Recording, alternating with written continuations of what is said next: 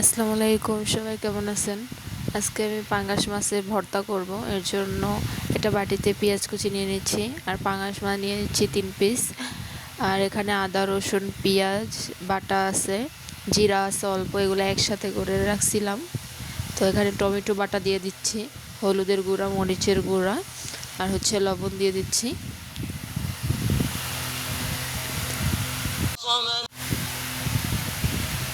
এটাকে এখন ভালোভাবে আমি ম্যারিনেট করে নেব। একটু তেল দিয়ে দিচ্ছি, কারণ এগুলো যখন আমি কড়াইতে দেবো তখন ফুটে উঠবে।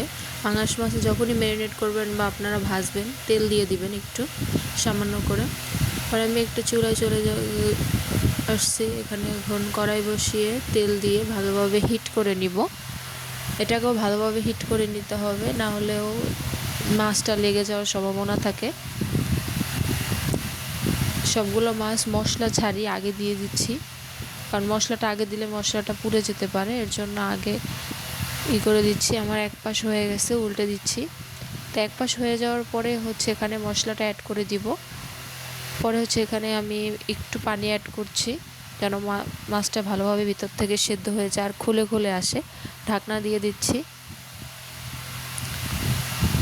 একটু একটু করে ছাড়িয়ে দিচ্ছি, দেখতেছি যে ভালোভাবে হয়েছে কিনা। তো এখন আমার বাকি আছে, ভিতরটা শক্ত আছে এবং যতটুকু পেরেছি অতটুকু আমি ছাড়িয়ে দিচ্ছি। এখানে আবার একটু ঢাকনা দিয়ে রাখবো যেন আর একটু সেদ্ধ হয়ে যায়। আমার অলরেডি সিদ্ধ হয়ে গেছে, এই যে দেখতে পাচ্ছেন একদম সবগুলো মাছ ছুটিয়ে ছুটিয়ে নিচ্ছি। সবগুলো যখন ছাড়ানো হয়ে যাবে ভালোভাবে ভেজে নিব।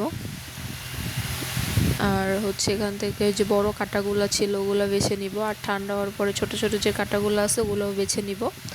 আমার রান্নাটা হয়ে গেছে, আমি বাটিতে নামাই নিচ্ছি। তো এখানে আমি একটু কড়াইতে ভাত পুষে নিছি আর একটু ভর্তা নিয়ে নিচ্ছি। পরে সত্যি অসম্ভব মজার ছিল, আমার এইটা অনেক ভালো লাগে। এটা খিচুড়ির সাথে খুব বেশি ভালো লাগে। তো আপনারা খিচুড়ির সাথে ট্রাই করে দেখবেন, ভাতের সাথেও ট্রাই করে দেখবেন। ভিডিওটা কেমন হয়েছে সবাই কমেন্ট করে জানাবেন। আল্লাহ হাফেজ।